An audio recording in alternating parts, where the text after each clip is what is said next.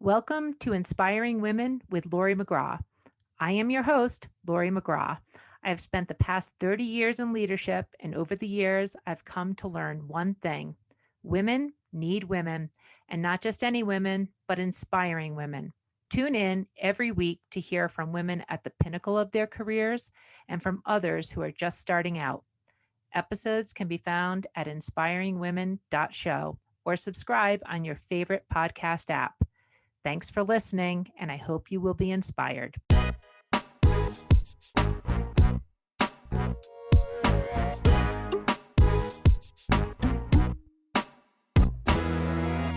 I'm Laurie McGraw, and you're listening to Inspiring Women. As we kick off the new year, there is so much talk about the great resignation, probably the great reevaluation, or maybe the great reset. And so who better to speak with than today, Lisa Rangel. Lisa is 20 years experience of executive coaching, placement in her own company, Chameleon Resumes, which she founded over a dozen years ago to help executives learn how to better present themselves to get their next great career placement faster, better, and in just an exceptional way. And Lisa, I'm so pleased to be talking to you today.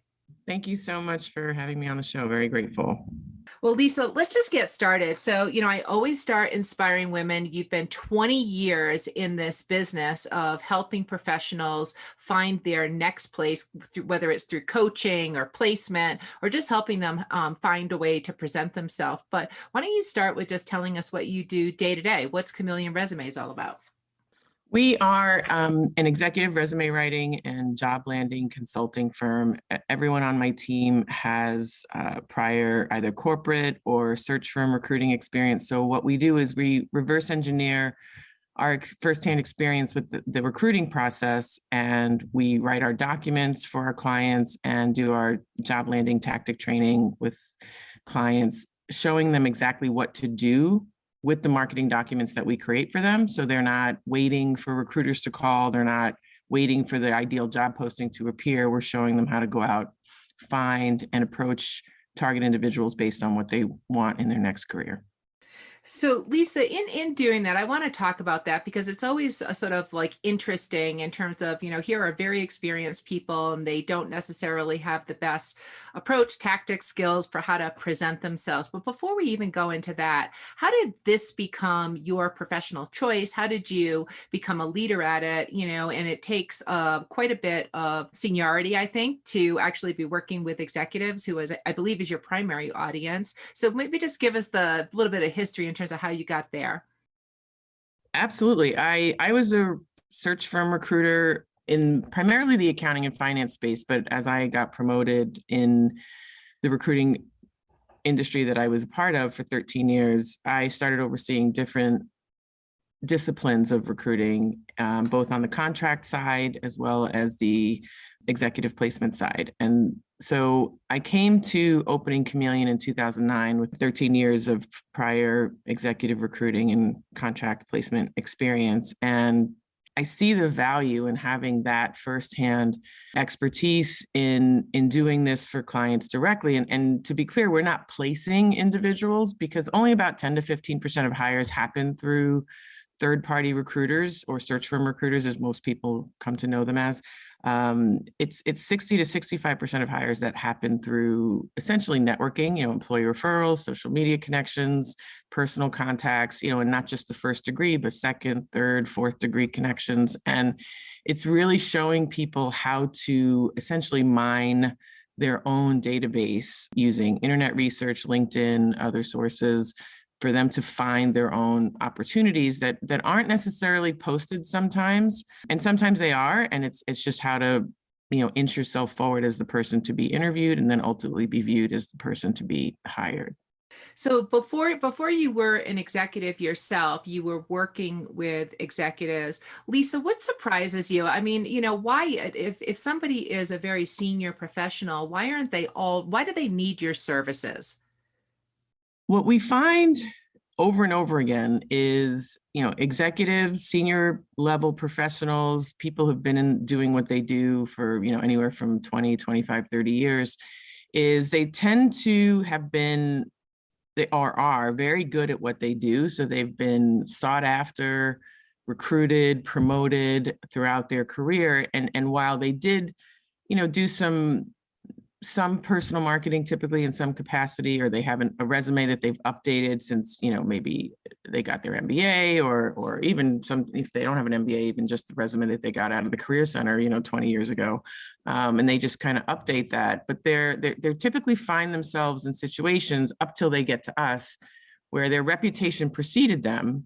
So the need for maybe robust marketing materials or a very direct approach in doing a job search wasn't needed as much because, like I said, they were sought after, they were recruited, they were promoted.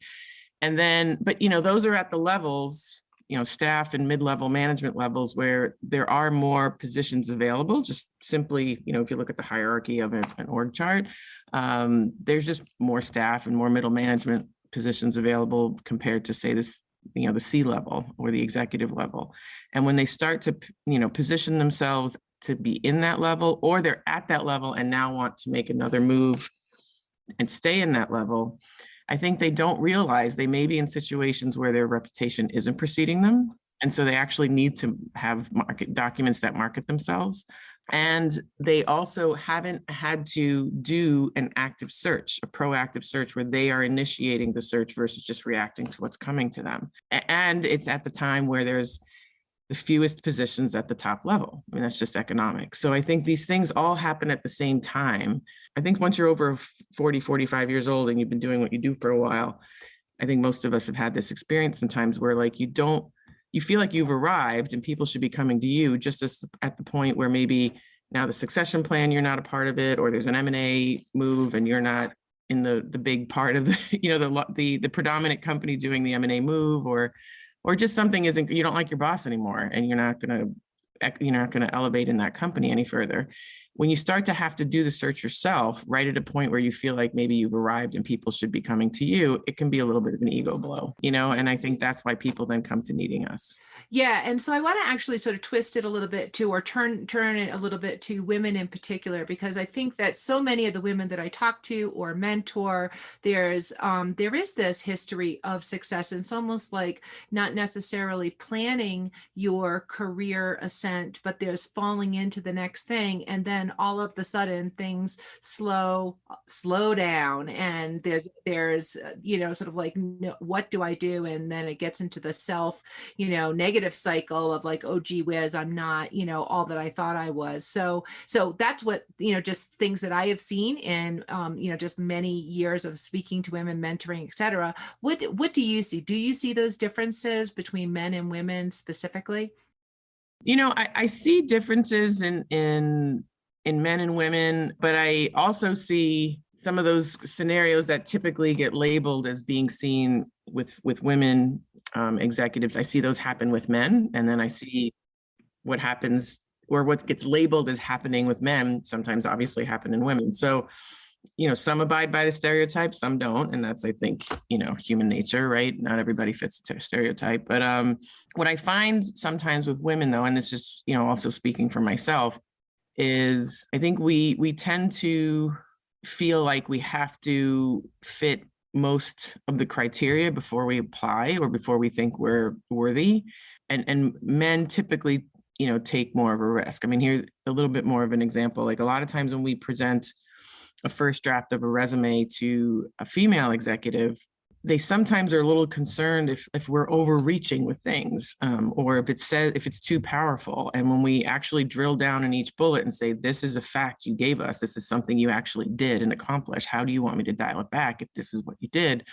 When we get sometimes into the granularity of like the editing and say like, okay, we can't dial this back, this is what you did. And then they're like, oh yeah, okay. So we get them to own it. But whereas a lot of times with men, if, we present something, they're like, oh my God, that looks amazing. And they're not concerned about it looking like it's too much, So, and I've had that both ways, or an opposite way with men and women as well. But it is a majority. When there is any resistance sometimes to a first draft, it's usually an uncomfortability, and that uncomfortability typically sits more with women than with men. And I think that also falls into the camp of sort of, I don't know how I can be confident saying that. I don't know if that is the authentic me. So I think that is a well-studied, phenomenon in terms of, I forget what the exact statistics are, but women tend to want to fit 90 or plus percent of the criteria to apply for something. Men, it's more in the 60-65% range. So given that that is what is, how do you advise women to, I don't know, get over it or lean into it? I mean, that is obviously something that perhaps holds women back from pursuing things. And what I'm hearing you say is not necessary to do that. So how do people get over it? How do women in particular get over those issues? It's definitely a complicated answer, and at risk of seeming oversimplified. Typically, women have more on their plates, at home, in addition to what they're doing in their senior level job. So I think there's a lot of work that we need to do to say, like, what we're doing is acceptable, what we're doing is enough, and then promote what we're doing. I think the key is not to think we have to get some next level certificate or some next level achievement in order to then think we're worthy to start marketing ourselves in some way, or promoting ourselves in some way, or standing up for ourselves in some way. I think the key is just to realize we have enough and we've done enough and we don't need to do anymore. And the key is just to start marketing. And by marketing, the key is to stick with the facts. If it's factual, it's not bragging, in my opinion. And, if you don't use superlatives, don't use subjective terms, like, facts are facts. And if you're the one who led it, managed it, did it, then just own it and say it as very matter-of-factly and in the right context as possible, and just let it roll, and be strategic about it too, in many cases. I mean, whether it's speaking to specific people, seeking those meetings out, don't wait for people to come to you. I think there's many ways of being strategic about it, and simply just starting and not waiting for some threshold to take place in order to feel worthy. I think that's really the key. So what are some of those ways? Again, just some examples I've used with women is to, in today's Zoom world, practice your introduction. When you're in a meeting, we all have to introduce ourselves at times, and find a way to pack a lot into the 30 seconds. Who am I? And it's sort of interesting to me how women, at least ones that I work with, tend to introduce themselves, which I think is underselling exactly who they are, or how they might want to show up or aspire for the next things. What are the sort of practical examples of advice that you give to people? I think, the new elevator pitch isn't in an elevator, like you just mentioned, right? It's on the Zoom intro. So I think that is definitely one great suggestion. Another great suggestion, I think, is keeping your LinkedIn profile updated, because as you go into meetings, whether it's vendor, internal people, clients, whoever it is that you may be meeting with, they're going to look you up on LinkedIn. And, if you're actively looking for a job and you're worried about coming across like you're looking for a job, then write your profile in a way that showcases your wins to promote your company. Be the type of profile that competitors are going to look at and say, you know what, I want her working for us to promote us that way. That's pretty cool. So I think if you just sort of look the leadership part, it's in and of itself sets a tone with people when you chat with them. I would also encourage someone to, set up a certain amount of one-on-one meetings each week with people that you do projects with, even if it's 15 minutes, a catch up of some kind. If the meeting isn't feasible, then, a summary email that's very short. Just the key is to stay visible in a factual progress, outlining the progress manner. And that all has to be substituted for what would happen maybe walking by somebody's office or being part of, an in-person conference, if, that happened more regularly prior to the pandemic. So it needs to be more deliberate and intentional in this remote world. And, it may feel uncomfortable for some people, but I think people have to remember others are doing it. And so you may be left out by not doing it. And so, by trying it and starting small and building your comfort level, and then doing it more regularly each week, each month. I think that's the key, is to keep your reputation nurtured, keep your network nurtured, and be factual in your presentations. Well, I also think that, networking, you mentioned that 60 to 65% of whatever the next ladder up position is through network. And I think that people often misconstrue networking as being something that you do only if you're looking for a next position. I don't think that's true. And I think it's also harder to network again in this sort of, some of us back, some of us not back kind of environment. And it also, just in talking to lots of women, networking seems to be a harder thing to do, generally speaking. So beyond the one-on-one meetings with colleagues that you're working with, what do you think about networks? How do you advise people to do networking? And how can networking be done in a professional way that isn't just in a job-seeking way? Some things that I use LinkedIn for personally, and we've advised clients to do, and we see work, and it may seem random, but honestly, it works, and not a lot of people are doing it. If any business books that you're reading, because honestly, everybody's writing a book nowadays. If any business book that you read, reach out to the author, make a comment, and indicate what you enjoyed, and see if they would have a 15-minute conversation, or if you can invite them to a group meeting that you're having. And then, you can also post about it on LinkedIn, invite other people to read the book and get together and talk about it. Authors want to want to be noticed. So that's typically a reply you're going to get back in many cases. So that's one thing to try. Do that same idea if you see conferences being held. Even if you can't attend, you can look at the speaker list. If any of the presentations are videoed, watch it, make a comment, reach out to the person directly, and ask to set up a chat, or even just answer some questions via email. People are more likely to sometimes do that if they can't actually make a time to chat. And again, share it, post it, invite other people into that conversation, and just kind of see where it goes. I would look for individuals within your company that are doing interesting work, great work, and reach out to them, whatever, and make the comment that's appropriate based on the work, based on a milestone they've had, or whatever the case may be. And if a meeting's in order, great. If not, even just having a dialogue, you've made a connection. And I would look for people on LinkedIn. You can use the search feature to find people that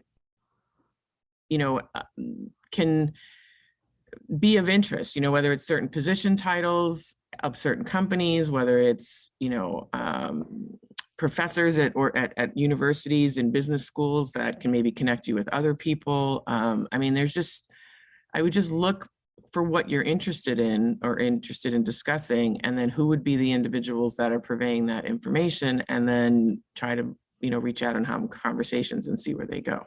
I think that's such great, advice. So practical, so relatable. I mean, that's how we met, Lisa. I mean, you just reached out to me. We had a great conversation. I really enjoyed it. And we're talking here today. But I want to move to something else. And so this is the sort of, big discussion of 2022, great Right. resignation, great revaluation, the great reset. So what are you seeing in terms of all the people that you're talking to? Is there many more people reaching out to you? What is the conversation, and how do you look at sort of the dynamics in the workforce today? I think the great resignation at the executive level isn't as impactful as say maybe at the mid-level or the staff level. I think Mm-hmm. executives and senior level people have been making quality of life type of job changes well before the pandemic. Not to say that the pandemic hasn't affected the senior level or executive set, it absolutely has, but the option of saying, like, I want to have a more meaningful job, I want to be home with my family more, I want certain perks so I can have flexibility, that we've been coaching clients on that type of change since I've started in this business. So I would say that the great resignation hasn't really been a reason or new reason for the executive set. But I think now that the middle management and staff level employees now see that as an option.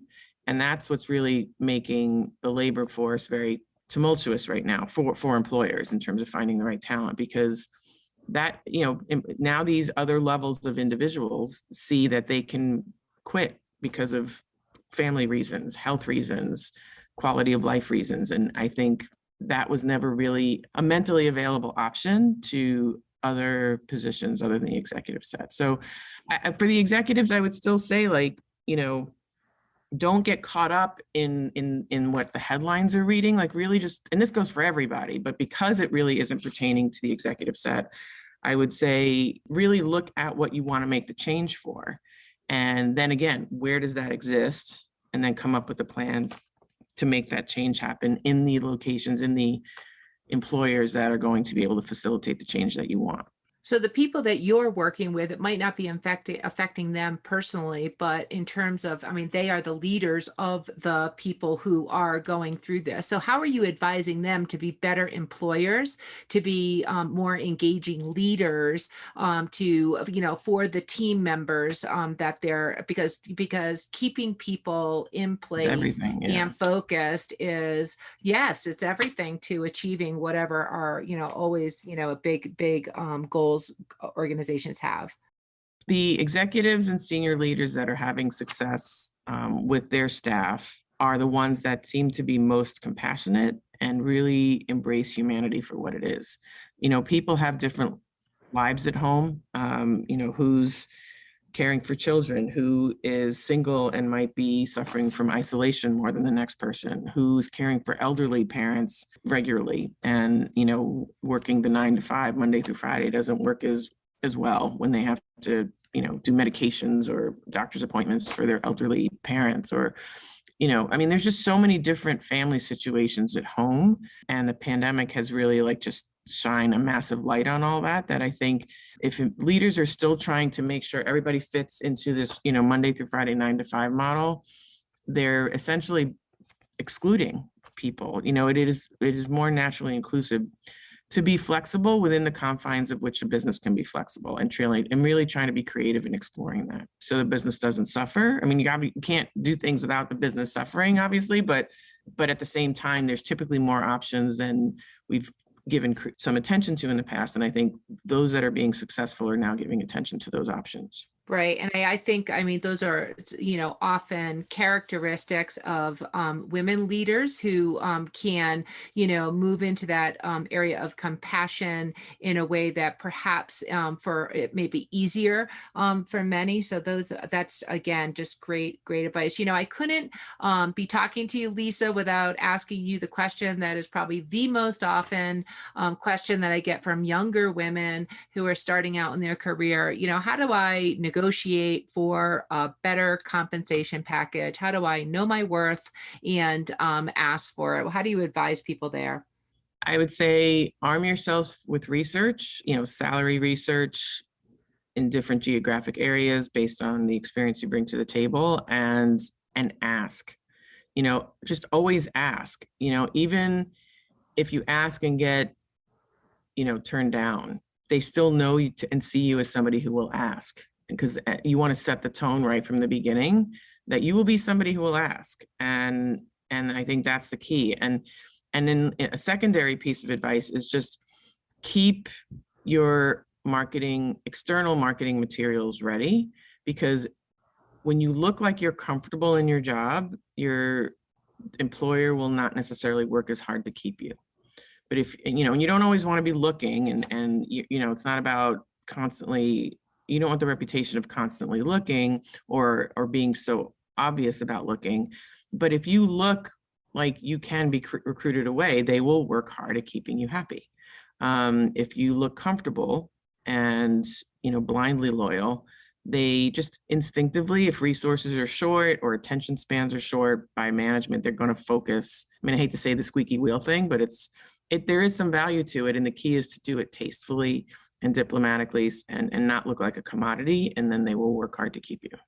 Lisa, I think there's just those comments, what I like about them is they speak to both sort of like the internal emotions that many women feel in terms of comfort or discomfort with asking for things, but then also, recognizing the real issues from the employer side, which is, obvious given that you work with so many different executives. This has been such a great Inspiring Women conversation. Lisa, before we close out, any last words of wisdom from the 20 years of giving advice? What's the best advice you can leave other aspiring women? Do what you can proactively to keep your brands, current, because it will prevent you from feeling stuck. And the key is to always know that there's somewhere else. If for any reason you do find yourself somewhere, where the advancement isn't happening anymore, it does happen to everyone at some point in their career. It's not indicative of your personal worth. The key is just to know you have value, and then it's just a matter of accepting the fact you may have to find it somewhere else, and that's okay. But it's human. Literally everything I think most people feel, all of us have felt at some point or another in our careers, and we're not alone. And the key is to then ask for help so we can share that experience and help people move on to the place where they're appreciated. Terrific. Well, Lisa, I so appreciate this conversation. This has been an Inspiring Women episode with Lisa Rangel. And Lisa, thank you so much. Thank you so much. I appreciate being here very much. This has been an episode of Inspiring Women with Laurie McGraw.